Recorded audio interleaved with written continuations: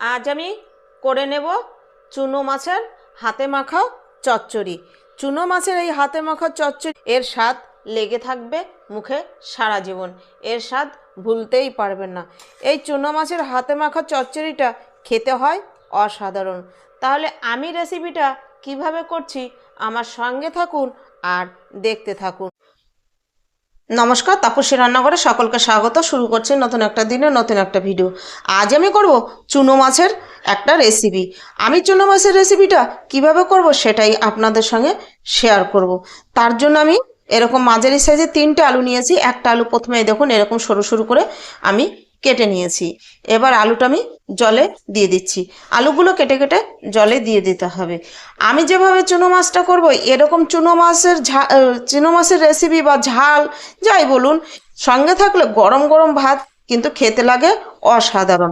তাহলে আমি কি করে চুনো মাছের রেসিপিটা করছি সেটাই আমি আপনাদের সঙ্গে শেয়ার করব। তার জন্য আমি মাঝারি সাইজের 3টে আলু নিয়েছি। আমি আলু 3টে এরকম সরু সরু করে কেটে নেব।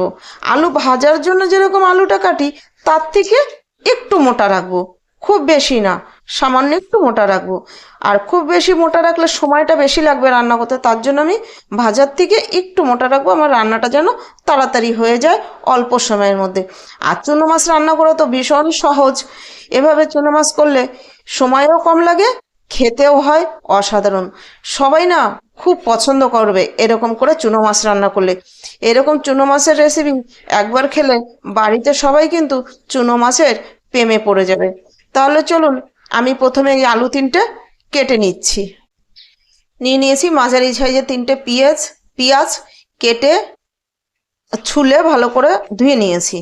এবার আমি এই পেঁয়াজ 3টেও কিন্তু সরু সরু করে কেটে নেব। এরকম করে বেশি মোটা মোটা করে কাটবো না, একদম সরু সরু করে কেটে নেব। এই দেখুন, ঠিক এই যে এরকম সরু সরু করে কেটে নেব। 3টে পেঁয়াজ আমি কেটে নিচ্ছি। আলু আর পেঁয়াজ আমি কেটে নিয়েছি। এবার আলু আমি ভালো করে ধুয়ে নেব। এখানে আমি একটা বোল নিয়েছি। এবার এই বোলের মধ্যে দিয়ে দিচ্ছি কুচিয়ে রাখা আলু, কুচিয়ে ধুয়ে নিয়েছি সে আলু। এবার দিয়ে দিচ্ছি কুচিয়ে নেওয়া পেঁয়াজ। আমাদের জন্য চুনো মাছ কিন্তু ভীষণ উপকারী, প্রত্যেকের শরীরের জন্যই ভীষণ উপকারী। আর এভাবে চুনো মাছ রান্না করলে না খেতে তো ভালো হয়, তাই সবাই কিন্তু খুব ভালোবেসে খায়। চুনো মাছ কাটা আর বাছাটাই একটু ঝামেলা, তাছাড়া কিন্তু আর কিছু না। পেঁয়াজগুলো নিয়েছি। এবার দিয়ে দিচ্ছি আমি এখানে পরিমাণ মতো নুন, আর দিয়ে দেব আমি এখানে পরিমাণ মতো হলুদ।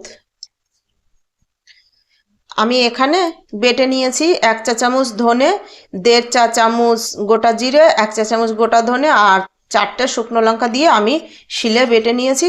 আপনারা চাইলে মিক্সিতেও পিষে নিতে পারেন বা গুঁড়ো মশলা দিয়েও করতে পারেন, তবে বাটা মশলাটা দিলে টেস্টটা বেশি ভালো হয়।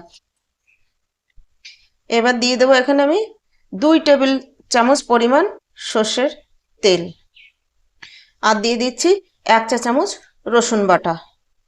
এবার সব কিছু উপকরণগুলো দিয়ে আমি হাতের সাহায্যে ভালো করে মেখে নেব, একদম আলু আর পেঁয়াজ নরম হয়ে আসা পর্যন্ত। এইভাবে মেখে নিলে এর টেস্টটা কিন্তু অসাধারণ হয়। এই হাতেই কিন্তু মেখেই একদম পেঁয়াজ আর আলু নরম হয়ে যাবে।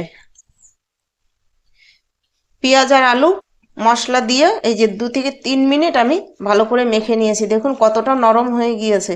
এবার এখানে আমি দিয়ে দিচ্ছি মাঝারি সাইজের একটা টমেটো, কুচিয়ে রেখেছি একদম পাতলা পাতলা করে। সেই টমেটো দিয়ে আমি আরও 1 মিনিট হাতে করে মেখে নিচ্ছি। আজ আমি করে নেব হাতে মাখা চুনো মাছের চচ্চড়ি।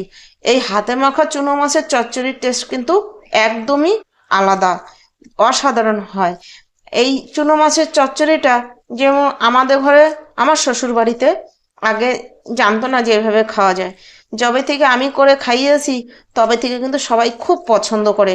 আর চুনো মাছ আনলেই কিন্তু আমাদের ঘরে এরকম হাতে মাখা চুনো মাছের চচ্চড়ি হয়েই থাকে। আর আমার এই ভিডিওটা আশা করছি আপনাদের খুব ভালো লাগবে। আমার এই চ্যানেলটা সাবস্ক্রাইব করুন, সাবস্ক্রাইব করে আমার পাশে থাকুন।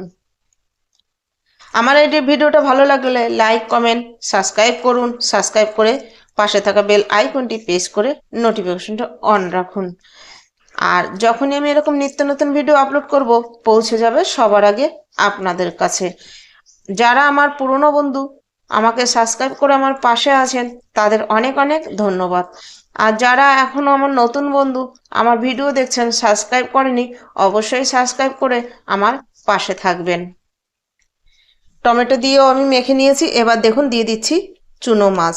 চুনো মাছ আমি আগে থেকে কেটে বেছে ধুয়ে রেখেছি ভালো করে পরিষ্কার করে। এবার এই চুনো মাছটা দিয়ে কিন্তু আমি আর বেশি জোরে কিন্তু আর মাখবো না, আলতো হাতে সব কিছুর সঙ্গে ভালো করে মিশিয়ে নেব। দেখুন সব কিছু দিয়ে ভালো করে মেখে নিয়েছি। এবার 5 মিনিট রেস্টে রেখে দেব। রান্নার জন্য কড়াই বসিয়ে দিয়েছি। এখানে আমি 2 টেবিল চামচ তেল আবার দিয়ে দিচ্ছি। দেখুন কড়ার চারপাশে তেলটা ভালো করে ছড়িয়ে দিয়েছি। এবার ফোড়নে দিয়ে দিচ্ছি 1/2 চা চামচ গোটা জিরে। আপনারা চাইলে ফোড়নটা নাও দিতে পারেন, তবে আমার কাছে ফোড়নটা ভালো লাগে তাই আমি দিয়েছি। এবার দিয়ে দেব মশলা মাখা মাছ। সবগুলো দিয়ে দিয়েছি। দিয়ে আমি একবার একটু আলতো হাতে নেড়ে দেব। এই একবারই নেড়ে দেবো ভালো করে আলতো হাতে, এরপরে কিন্তু আর বেশি নাড়া যাবে না। এবার দিয়ে দিচ্ছি এই যে মশলার বাটি দিয়ে এইটুকু জল। আর জল আমি এখানে দেব না। ভালোভাবে দেখুন ফুটে উঠেছে। এবার আমি ঢাকা দিয়ে দেবো। তবে ঢাকা দেওয়ার পরে কিন্তু আমি মাঝে মাঝে এই যে এরকম করে খুন্তিটা দিয়ে আলতো হাতে এরকম করে নেড়ে দেবো। মানে পুরো ঘাটবো না, শুধু দেখবো যে নিচটা লেগে যাচ্ছে কিনা বা পোড়া লেগে যাচ্ছে কিনা সেইটা দেখে নেব শুধু খুন্তি দিয়ে। এবার ঢাকা দিয়ে আমি রান্না করব 3 থেকে 4 মিনিট। তবে আঁচ রাখবো মাঝারি টু লোতে। মাঝারি টু লোতে রেখে কিন্তু আমাকে এই রান্নাটা করতে হবে। ঢাকা তুলে আমি একবার দেখে নিচ্ছি। দেখুন আমি কিন্তু তাও 3 মিনিট ঢাকা দিয়ে রান্না করে নিয়েছি। এবার 3 মিনিটের মধ্যে আমি কিন্তু 2বার এরকম করে নেড়ে দিয়েছি। এখনো কিন্তু আমার আরো কিছুটা সময় রান্না হবে, কারণ এর মধ্যে এখন এই যে এক্সট্রা জল আছে, যখন এই জলটা একদম শুকিয়ে গিয়ে তেল ছেড়ে আসবে সেই পর্যায়ে আসা পর্যন্ত কিন্তু আমাকে রান্না করে নিতে হবে।